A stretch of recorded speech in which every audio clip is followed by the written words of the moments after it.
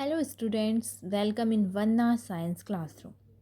Today we discuss our class 9 chapter 4 structure of the atom. इससे पहले हमने atoms and molecules के बारे में पढ़ा था। अब हम इस चैप्टर में एटम्स के स्ट्रक्चर के बारे में पढ़ेंगे। किसने स्ट्रक्चर ऑफ एटम को डिफाइन किया, उसके बाद कौन सी थ्योरी आई और आगे क्या क्या हुआ। So are you ready students? In the previous chapter, we have learned that atoms and molecules are fundamental building blocks of matter.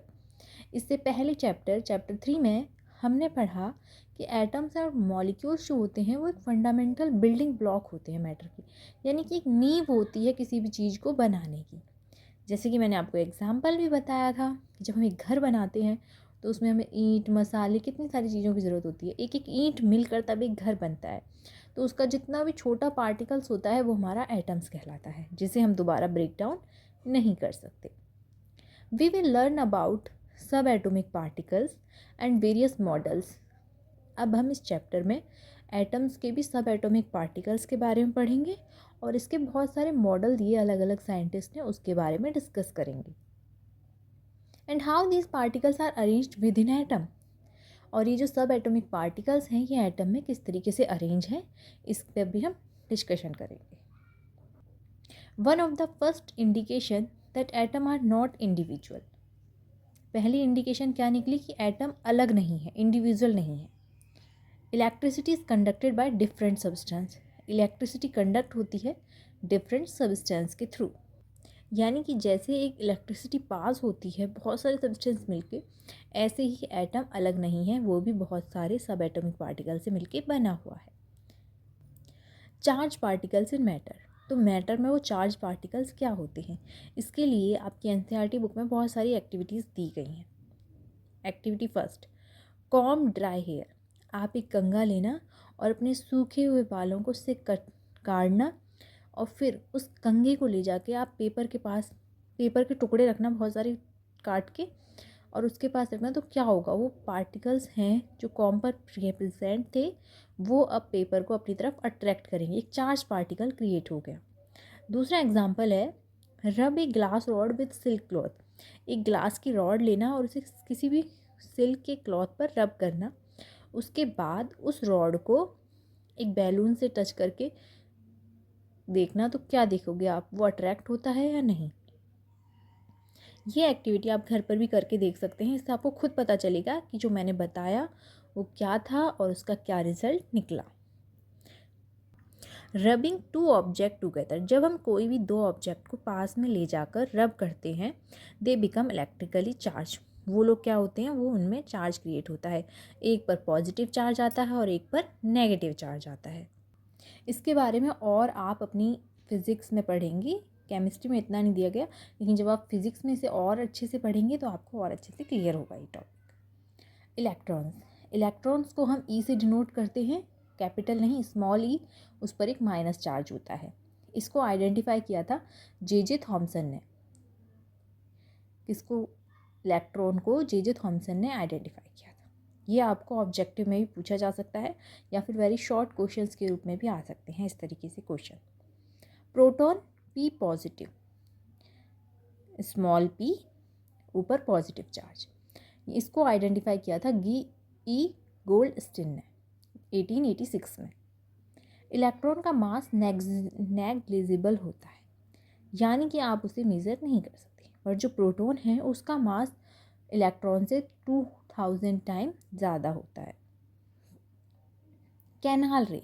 ये कुछ पॉइंट्स हैं जो कि आपको इस चैप्टर में मिलेंगे बाद में, तो मैं आपको अभी बता रही हूँ कि इलेक्ट्रॉन क्या है, प्रोटॉन क्या है, इसको किसने दिया, कैनाल रे क्या है, जिससे कि आपको आगे इन सब डेफिनेशंस के बारे में पता होगा और आप कंफ्यूज नहीं होंगे कि अगर यहाँ ई नेगेटिव दे रखा है तो इसका मतलब इलेक्ट्रॉन होता है।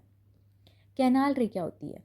Presence of new radiation in a gas discharge, these rays are positively charge. इसमें क्या होता है, एक नई रेडिएशन होती है जो कि गैस से डिस्चार्ज होती है, और ये जो रेज होती हैं वो पॉजिटिवली चार्ज होती हैं, यानी कि इन पे पॉजिटिव चार्ज होता है। Atom was composed of proton and electron. Atom, इस चैप्टर में क्या बताया कि एटम है वो प्रोटॉन और इलेक्ट्रॉन से मिलकर बना हुआ होता है। म्यूचुअली बैलेंस देयर चार्ज, जो कि एक दूसरे को चार्ज को बैलेंस करते हैं।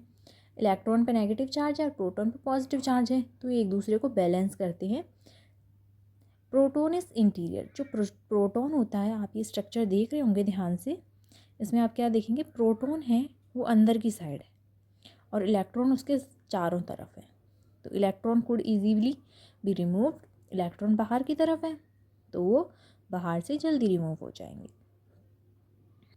एक एग्जांपल लेते हैं, हम एक गेम खेल रहे हैं, उसमें हमने एक बीच में बच्चे को बिठा दिया और उसके चारों तरफ हमने 2-3 सर्किल बना दिए। अगर कोई बाहर से आएगा तो वो अंदर वाले पर अटैक कर देगा? नहीं, वो पहले बाहर वालों को इजीली रिमूव करेगा। तो जो हमारे बाहर होते हैं वो इजीली निकल जाते हैं क्योंकि वो उसकी तरफ अट्रैक्ट कम होते हैं, लेकिन उसके पास जो सर्कल होगा वो उससे टाइटली अटैक होगा और वो उसे अच्छे से प्रोटेक्ट करेगा ताकि वो अंदर वाले बच्चे को पास ना जा पाए। तो इसलिए जितने दूर होते जाएंगे वो इतने इजीली निकलते जाएंगे और जो जितना पास होगा वो उतना ही देर में निकलेगा, उसे ज़्यादा एनर्जी चाहिए होगी। अब यहाँ से आपका चैप्टर स्टार्ट होता है, structure of an atom. First theory थी जिसे हम डाल्टन एटॉमिक थ्योरी के नाम से जाते हैं, और इसे किसने दिया था, यानी कि डाल्टन ने दिया था, तभी तो इस थ्योरी का नाम क्या पड़ा, डाल्टन्स एटॉमिक थ्योरी, जो कि इंडिविजुअल है, नॉन डिस्ट्रक्टिव, इसे तोड़ा नहीं जा सकता और ये एक अलग है, इंडिविजुअल अलग से। Discovery of electron and proton inside the atom, इन्होंने क्या किया था, डिस्कवरी की थी इलेक्ट्रॉन और प्रोटॉन की, जो कि एटम के अंदर प्रेजेंट होते हैं। Failure of Dalton atomic theory, पर ये थ्योरी फेल हो गई थी।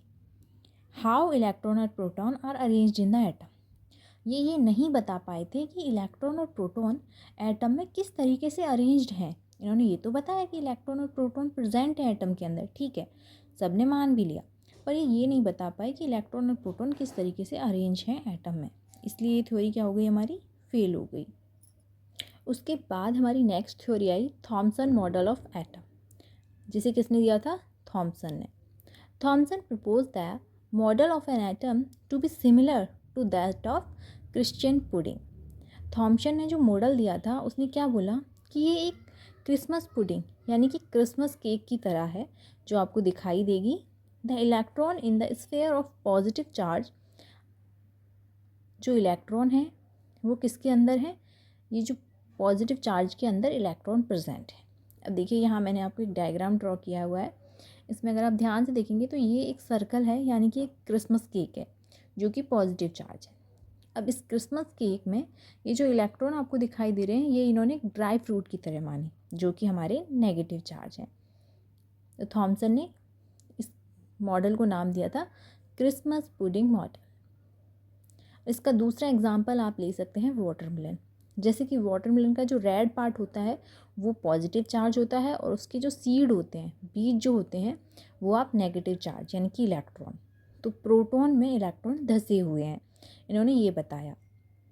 The negative and positive charge are in equal magnitude, जो नेगेटिव और पॉजिटिव चार्ज होते हैं वो इक्वल मैग्नीट्यूड यानी कि बराबर होते हैं।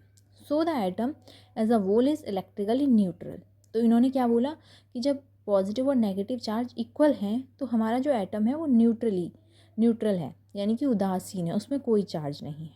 बैलेंस कर दिया उन्होंने, एक दूसरे को कैंसिल आउट कर दिया, तो एक न्यूट्रल चार्ज है। Atom consist of positive charge and electron are embedded in it.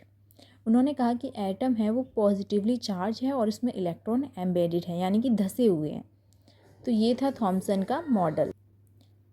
तो ये थ्योरी भी हमारी फेल हो गई क्योंकि उन्होंने ये तो बता दिया कि जो हमारे इलेक्ट्रॉन है वो एटम में धंसे हुए हैं, पर ये नहीं बता पाए कि किस तरीके से अरेंज है। तो हमारा ये पहला मॉडल कौन सा था, डाल्टन एटॉमिक थ्योरी, वो भी फेल हो गई। दूसरी थी हमारी थॉमसन मॉडल ऑफ एटम, ये भी हमारा फेल हो गया। उसके बाद हमारा थर्ड आया Rutherford model of an atom, ये हम आपको नेक्स्ट क्लास में स्टडी करेंगे। ओके स्टूडेंट, आपको मेरी वीडियो अच्छी लगी हो तो लाइक, शेयर और सब्सक्राइब करना ना भूलें। Thank you.